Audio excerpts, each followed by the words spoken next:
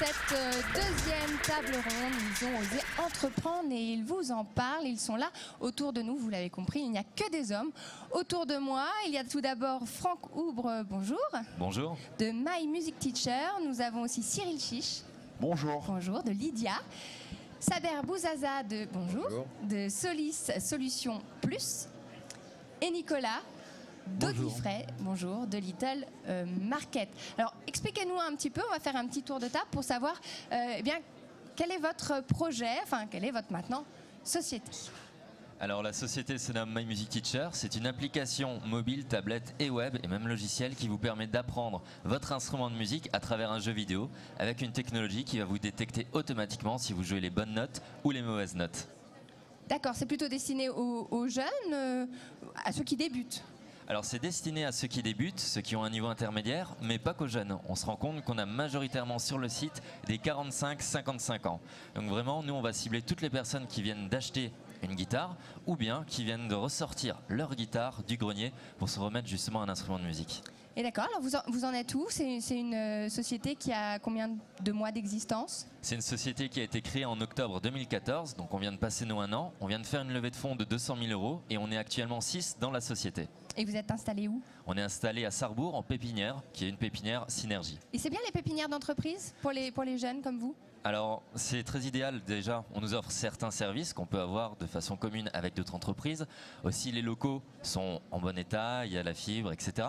Et surtout on a accès donc à différents services et à des locaux pour un tarif qui bat en fait toute concurrence. Et d'un côté ça nous permet aussi de rencontrer d'autres entreprises qui sont présentes dans cette pépinière. Très bien, merci. On va passer à votre voisin, Cyril. Vous, votre société, c'est Lydia.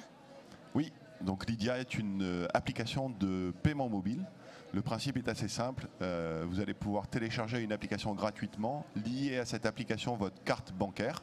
Et 2 minutes après avoir téléchargé l'application, vous allez pouvoir échanger de l'argent gratuitement avec des amis. Par exemple, vous faites un cadeau commun. Vous échangez souvent de l'argent entre amis, vous? Par exemple, vous avez un cadeau commun à faire, quelqu'un doit vous rembourser, vous êtes parti en week-end, vous devez vous rembourser la moitié du taxi d'hier soir ou d'un restaurant, ça arrive assez régulièrement. Oui. Ne parlons pas de tous les jeunes qui sont par exemple en colocation ou ce genre d'environnement. Donc ça, c'est le point de départ de Lydia. On a ensuite étendu cette capacité à accepter des paiements par carte bancaire sans avoir besoin de matériel, la machine à carte qu'on connaît traditionnellement dans les commerces. TPE, les fameuses. Les TPE, exactement. À l'ensemble des professionnels. Évidemment, c'est destiné principalement à ceux qui aujourd'hui n'acceptent pas la carte ou pour qui l'acceptation de la carte est compliquée. Et on compte aujourd'hui donc 6 000 professionnels qui utilisent l'application Lydia Pro et à peu près 200 000 utilisateurs qui utilisent l'application pour les particuliers. C'est pour des petits montants alors? Alors pas nécessairement. En fait, ce dont on se rend compte, c'est que c'est vraiment une question de s'y mettre et une fois qu'on s'y est mis, on va payer ce qu'on doit payer avec sa carte. On a des professionnels qui sont par exemple des avocats et qui vont évidemment pas faire des transactions de 20 € et à côté de ça on va avoir des cafétérias d'université où là les montants sont bien plus petits. D'accord, et alors combien de mois d'existence? Alors la société a été créée il y a 4 ans maintenant, mais le produit lancé il y a seulement 2 ans puisque c'est un métier qui est un peu compliqué, qui est très réglementé et donc il a fallu construire tout ça et le faire agréer par la Banque de France. Et on se rend compte que effectivement l'appétence pour ce genre de solution est en train d'augmenter de manière vraiment extraordinaire, puisque au début de l'année on avait à peu près 200-300 nouvelles personnes qui rejoignaient le service par jour, et aujourd'hui on en est à 1500 par jour, c'est-à-dire à peu près 50 000 personnes chaque mois, avec une grosse dominante évidemment de jeunes, ce qu'on appelle les millennials, donc ceux qui ont aujourd'hui entre 18 et 30 ans. Très bien, après 30 ans on n'est plus jeune. J'ai envie de dire oui parce que moi-même j'ai 43 ans, mais force est de constater que les 43 ans c'est pas le cœur de nos utilisateurs. Et vous êtes situé où? On est situé à Paris dans le 2e arrondissement. Très bien. Monsieur Saber Bouzaza de Solis Solutions Plus. Vous avez bien insisté sur le plus. Donc vous c'est de la vidéosurveillance biométrique. C'est le futur mais aujourd'hui. C'est le futur depuis un peu plus de 10 ans aujourd'hui. C'est-à-dire qu'on est toujours resté en culture start-up pour se remettre en question en permanence et pour créer un peu d'évolution. Donc on a utilisé un moyen intelligent, c'est-à-dire la signature naturelle d'un individu, qui est son empreinte digitale, qui va lui permettre, si vous voulez, d'accéder dans des locaux, chez lui, dans un stock ou autre, et qui va déclencher une caméra de surveillance qui va être alertée dans un poste de contrôle. Donc on est ce qu'on appelle la technologie au doigt et à l'œil. On est très dépendant de notre smartphone. Non, pas forcément. C'est-à-dire qu'aujourd'hui, on peut avoir une plateforme web dédiée ou des PC à distance, plus son smartphone, puisque la nouvelle génération dispose quasiment à 100% d'un smartphone. C'est-à-dire que c'est l'outil de demain. On parle de sécurité, et justement, c'est sûr?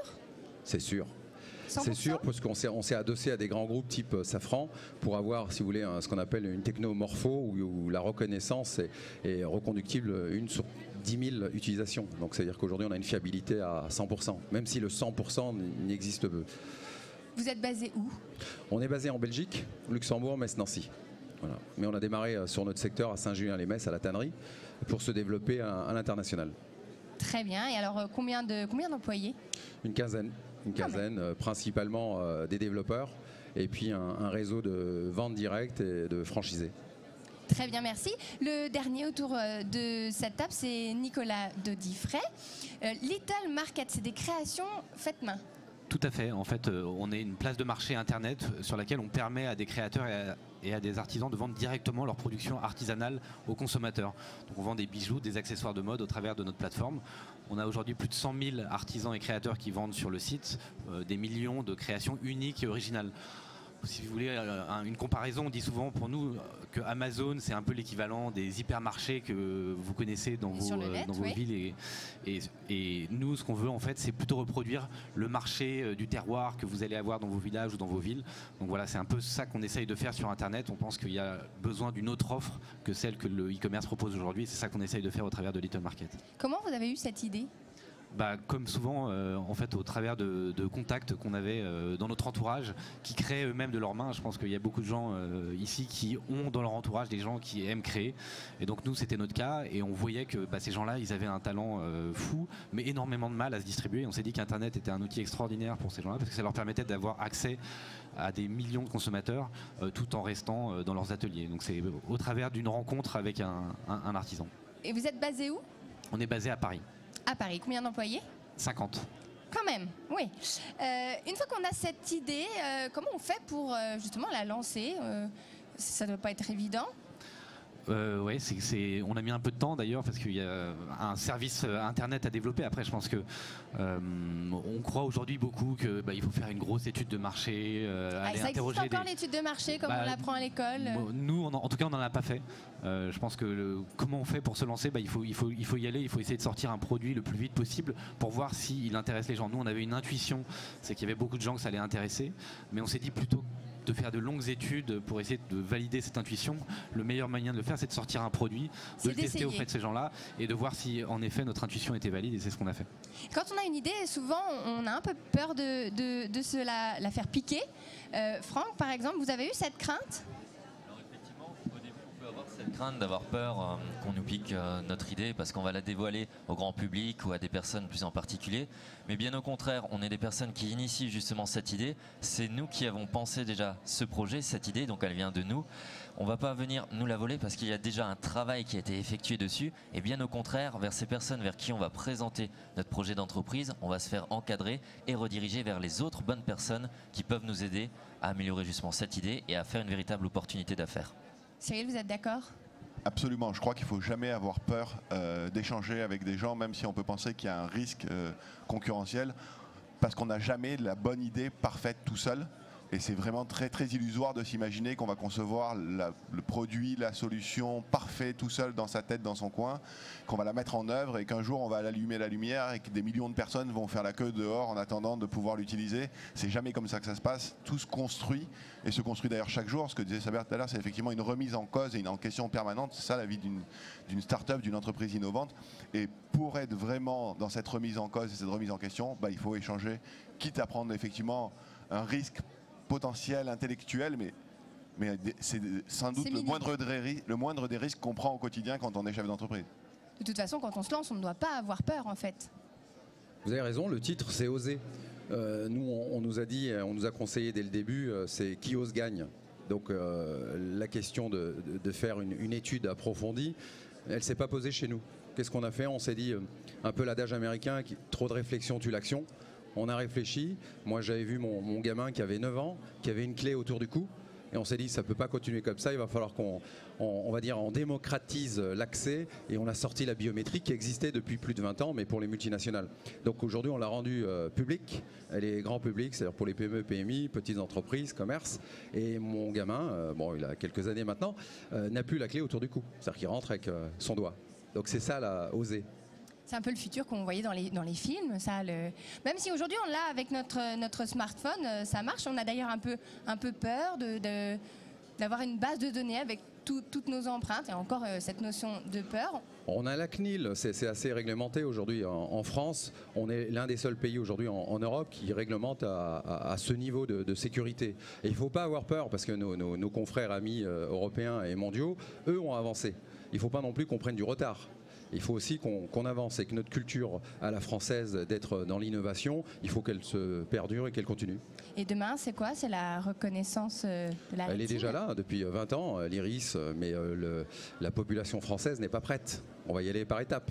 Déjà l'empreinte digitale, c'est déjà compliqué. Alors si vous voulez déjà leur dire demain, c'est l'iris. C'est science-fiction, Big Brother. Oui, c'est vrai. J'entends souvent le mot mes enfants. Vous pensez à eux quand vous avez fait vous créez le monde de demain. Vous pensez à eux quand vous justement vous perfectionnez votre produit? Alors nous, on est dans un cas qui est très particulier puisque 80% de nos 200 000 utilisateurs sont des jeunes. Donc non seulement on pense à eux, mais en fait on construit avec eux. Et voilà, moi j'ai un conseiller très proche qui sont mes deux garçons, notamment celui qui a 13 ans et avec qui je teste beaucoup des idées de futur du produit et de l'évolution du produit, parce qu'en vérité c'est eux qui détiennent la vérité. Ce sont les utilisateurs de demain. Non, c'est eux qui détiennent la vérité, que les usages auxquels on peut penser nous ne valent rien tant qu'ils ne sont pas pris en main, acceptés, façonnés par les utilisateurs. Et les utilisateurs, c'est les jeunes, notamment dans les technologies évidemment de mobile, de smartphone. Donc c'est une évidence que si on ne pense pas à eux, on est juste bon à faire un produit pour montrer dans les salons. Mais c'est pas ça qu'on veut faire. On veut faire un produit qui est accepté par le plus grand nombre. Et donc il faut qu'il participe de la construction de ce qu'on fait. On parle d'entourage justement. Quand on crée une nouvelle société, est-ce qu'on a besoin de s'entourer, Nicolas ? Tout à fait, on parlait tout à l'heure de la peur de partager son idée et j'étais d'accord avec ce que disaient les différents intervenants. Je pense que c'est une grosse erreur, il faut au contraire partager un maximum et donc s'entourer dès le début. Les risques qu'on prend à éventuellement se faire piquer son idée sont beaucoup moins importants que les gains qu'on peut avoir à échanger, à façonner son produit avec des gens qui sont intéressés par le produit. Donc nous, on a très rapidement essayé de s'entourer un maximum, de parler un maximum de l'idée, de prendre un maximum de feedback avec des gens si possible les plus honnêtes et les plus directs possibles qui nous disent que notre produit n'était pas bien au début. Donc on a vraiment énormément essayé de s'entourer à la fois par notre communauté d'utilisateurs, nos créateurs, nos créatrices. On allait tous les week-ends sur les salons, voir, essayer de comprendre les services dont ils avaient besoin sur notre site, essayer de comprendre ce qui les gênait sur notre site. Donc ça c'est la première chose, le travail avec notre communauté. On s'est entouré aussi après de professionnels de l'internet parce que personnellement avec mon associé on n'y connaissait rien. Donc il ne faut pas être un geek pour innover dans le numérique en fait. En tout cas nous c'est pas notre cas. Ça le devient après 6 ans à travailler dans le numérique, mais on a démarré sans l'être, mais en s'entourant justement on a pu bénéficier de l'expérience d'entrepreneurs qui sont souvent vraiment très généreux avec leur temps et avec leurs connaissances, parce que justement ils ont conscience de la valeur que ça a, le partage et l'échange. Donc nous on s'est énormément aussi entouré d'entrepreneurs du numérique et puis après on s'est aussi entouré puisque comme vous l'avez compris on est 3 associés à la base de Little Market, donc on était 3 aussi dans l'aventure au début. Franck, pareil, vous vous êtes tourné vers qui ? Alors dans un premier temps, j'ai eu la chance d'effectuer mon stage dans une structure qui s'appelle une pépite, le pôle entrepreneurial des étudiants de Lorraine, donc le PIL, qui est situé à Nancy. Et on propose là-dedans de faire un stage de 6 mois, non pas dans une entreprise, mais avec une véritable opportunité d'affaires, de travailler sur son projet. Donc on a une moitié, on va travailler pendant la semaine sur notre projet, on va rencontrer des gens, faire du réseautage, et l'autre partie de la semaine, on va avoir des formations. Donc à partir de là, j'ai pu rencontrer d'autres acteurs, par exemple les CCI, les réseaux, les plateformes d'initiative locale. Et c'est de fil en aiguille. Au début, on commence à rencontrer une personne, puis une autre personne va parler de nous. À un autre endroit, on fait des concours, on fait des conférences, on fait des plateaux télé, on échange avec les médias. Et au fur et à mesure, on tombe vraiment sur les bonnes personnes qui vont nous encadrer, qui vont nous aider à challenger notre projet, mais aussi, par exemple, à trouver des financements et même à créer notre entreprise. Il ne faut pas avoir peur de demander de l'aide, en fait. Non, carrément. Il faut demander, il faut la chercher. Et comme c'est cité ici, il faut oser. Est-ce qu'on prête aux jeunes? Est-ce qu'on aide bien les jeunes, plus que les autres? Alors, effectivement, il y a un mouvement vers lequel on tend à dire aux jeunes il faut créer des entreprises, etc. Mais il y a toujours cette problématique qu'on est jeune, on n'a pas forcément d'expérience derrière. Il va falloir réussir à prouver justement qu'on en veut, qu'on a envie de réussir à créer cette entreprise et surtout qu'on a quelque chose de cohérent. Il vaut mieux d'abord une bonne équipe avec un produit de seconde catégorie qu'un bon produit avec une mauvaise équipe. Donc on va favoriser à chaque fois la recherche de cette équipe. On va trouver des associés, on va travailler ensemble, on va créer un groupe de projets, on va monter l'entreprise et montrer devant tout le monde qu'on est capable de faire. On va faire des preuves de marché, on va passer des concours, tout ça pour gagner en crédibilité et montrer que les jeunes peuvent aussi créer des entreprises et peuvent innover. Alors, on parlait du numérique qui est commun à vous tous. On dit le numérique, ça fait perdre des emplois, mais ça en crée aussi. D'ailleurs, vous recrutez, je crois. Nous, on recrute au niveau européen, donc on recherche des gens mobiles, toutes les fonctions, que ce soit commercial, technique ou développement. L'économie du numérique recrute en masse. Pourquoi? Parce que l'ère de demain va être numérique. C'est-à-dire que demain, on va dématérialiser tout. Demain, tous les produits seront connectés et connectables. Tous les produits. C'est vers cette orientation que nous, on va aller petit à petit avec des partenaires, parce qu'il faut s'adosser aussi à d'autres startups. L'idée aujourd'hui de ce salon aussi, c'est de s'approcher aussi de startups pour peut-être trouver demain des synergies, des rencontres, des contacts, et puis, comme vous l'avez dit tout à l'heure, des financements, parce que le financement est une problématique aujourd'hui, puisque le banquier français ne maîtrise pas trop le côté numérique, et nous on attend qu'ils viennent, qu'ils nous comprennent, qu'ils passent du temps avec nous pour qu'on puisse développer et créer de l'emploi. Et comment on trouve des financements? Oui. Oui, d'abord, si vous permettez, je vais juste réagir sur cette question du numérique qui détruit les emplois, parce que c'est quelque chose qui m'énerve profondément d'entendre ça. Je ne dis pas que c'est ce que vous pensez, mais je pense que c'est... Moi, je ne fais que poser les questions. Voilà. Je pense que c'est pas vrai du tout, et souvent en France, on ne voit pas en fait aussi l'écosystème qui tourne autour du numérique. Juste, je vais vous donner un exemple. Nous, on a 50 employés chez Little Market, mais sur notre plateforme, ce que les gens ne voient pas, c'est qu'on a 100 000 artisans créateurs. Et donc ça, ce sont des emplois qui sont créés par le numérique. Ces gens-là, avant, ils avaient du mal à distribuer leurs produits parce qu'il fallait qu'ils aillent dans des boutiques, on leur prenait 70% de commission, il fallait qu'ils fassent les stocks et généralement, c'était pas possible pour eux. Est-ce que c'est des compléments d'emploi souvent Ça peut être, oui, mais c'est aussi des créations. Nous, on dit souvent qu'on veut créer la plus grosse usine de France avec Little Market. Avec nos artisans qui sont distribués partout sur le territoire, on pense qu'on est capable de créer des milliers, et je pense qu'on en a déjà créé des milliers d'emplois productifs en France. Donc c'est pour ça que quand on parle du numérique, il faut aussi penser à l'écosystème du numérique. Facebook raconte souvent qu'ils ont créé en France des dizaines de milliers d'emplois. Donc chez Facebook en France, il n'y a pas forcément des dizaines de milliers de personnes, mais dans l'écosystème de Facebook, il y a des dizaines de milliers de personnes. Donc voilà, je pense qu'il faut toujours aussi penser à l'écosystème qu'il y a derrière le numérique et à ce que le numérique permet de faire. Avoir une vision globale. Votre application va être accessible pour tous, à tous. Comment on se fait connaître? Alors en fait, on se fait connaître. Notre meilleur ambassadeur, c'est notre utilisateur, c'est l'usage. C'est finalement le plus beau compliment qu'on peut nous faire chez Lydia, c'est tellement pratique. Et en fait, si c'est pratique, si ça rend un service, si ça simplifie la vie, il va y avoir un effet naturel de de viralité. C'est le bouche à oreille.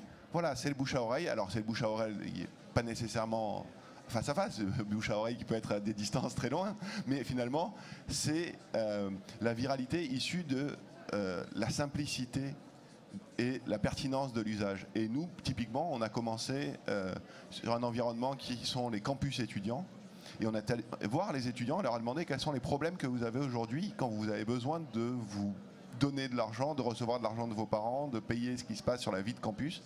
Et c'est comme ça qu'on a commencé, en comprenant ce qui se passait, où étaient les problèmes, en essayant de les résoudre. Et évidemment, c'est des écosystèmes où ça diffuse très rapidement. Aujourd'hui, on est présent sur 130 campus, ce qui fait évidemment beaucoup de monde. Mais au-delà de ça, on voit que tous les jours, les gens qui ont commencé à utiliser Lydia vont en parler à leurs amis quand ils ont l'occasion, quand ils en ont besoin de s'échanger de l'argent. Et ça, c'est de loin notre réseau de communication le plus puissant. Alors, le thème de la journée, c'est l'innovation responsable. En quoi votre projet s'intègre dans cette démarche, Saber? Pour nous, c'est de diminuer la consommation électrique de nos appareils pour éviter la surchauffe et en même temps protéger l'écosystème, donc les matières plus nobles.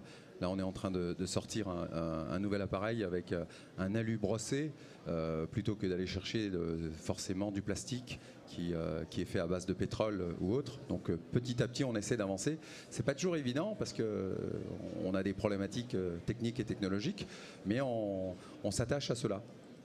Nicolas, aussi vous inscrivez dans cette démarche ? Oui, tout à fait. Alors nous, sur la partie innovation, ce qu'on aime bien, c'est que finalement, on a des très vieux métiers, des très vieux savoir-faire, et on met à leur disposition des innovations technologiques pour leur permettre justement d'avoir un second souffle et de renaître de leur centre, parce qu'on sait qu'il y a certains métiers qui étaient un petit peu en difficulté en France et qu'on veut faire réémerger grâce à Internet. Après, sur le côté responsabilité, c'est un peu ce que je disais au début. Il y a toute enfin, moi aujourd'hui la manière dont on consomme me plaît pas forcément. J'ai l'impression que on sait pas exactement ce qu'on achète, on sait pas où c'est produit, on sait pas d'où ça vient, on sait pas quel est le savoir-faire qu'il y a derrière, on a tous les mêmes choses.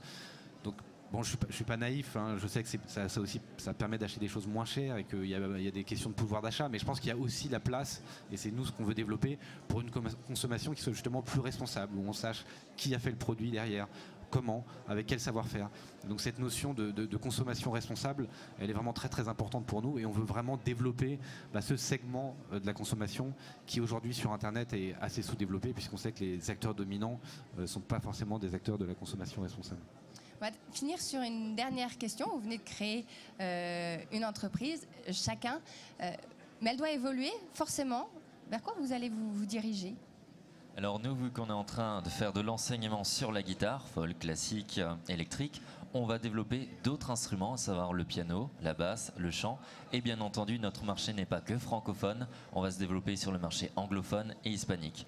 Donc on va se diriger vers cette voie, ça va créer des embauches, bien entendu des emplois. On va embaucher des personnes dans le marketing, dans le développement informatique et aussi, bien entendu, dans tout cet écosystème, faire de la prestation de services avec des professeurs et mettre en valeur aussi les petits magasins de musique qui sont situés à travers la France et aussi les écoles de musique.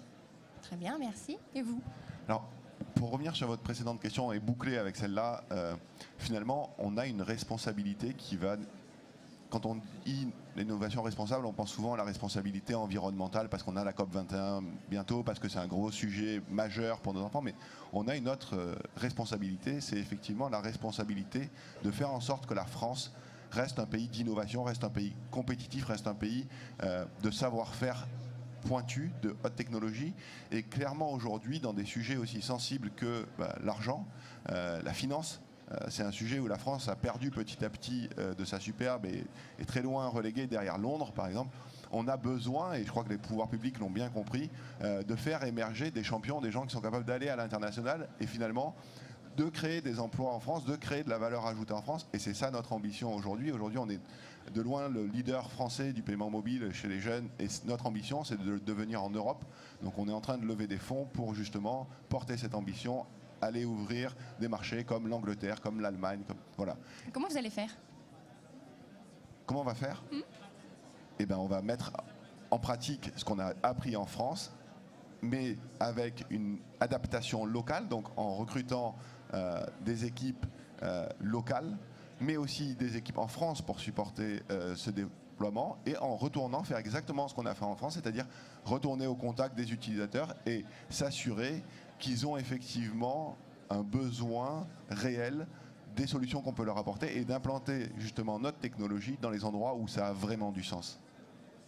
Saber, l'innovation de demain pour votre entreprise, elle se tournera vers quoi ? On y est aujourd'hui, nous. C'est-à-dire qu'on est en train de finaliser une box, si vous voulez, qui va permettre de transférer, de backuper la vidéosurveillance sur 2 data centers.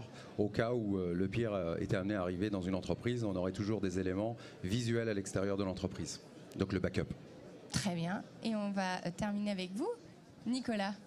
Nous, vous l'avez compris, hein, notre ambition, notre mission d'entreprise, c'est de créer ces milliers d'emplois productifs en France. Donc qu'est-ce qu'on doit faire ? On doit continuer à améliorer les services qu'on fournit à nos créateurs et à nos artisans pour que ça soit de plus en plus facile pour eux de gérer leur activité. Et on doit améliorer notre produit, c'est-à-dire notre site internet, nos applications mobiles, pour qu'on convertisse un maximum de consommateurs au fait main, à l'artisanat, et que les consommateurs aient de plus en plus le réflexe de se dire tiens, je dois faire un petit cadeau, pourquoi pas aller l'acheter chez un artisan qui va me faire quelque chose d'unique pour moi, de personnalisé. Merci beaucoup, messieurs, d'avoir joué le jeu, de nous avoir expliqué un petit peu vos projets. Je vais vous laisser en compagnie de Didier Bayeux avec la 3e table ronde en entreprendre autrement. Tout un programme.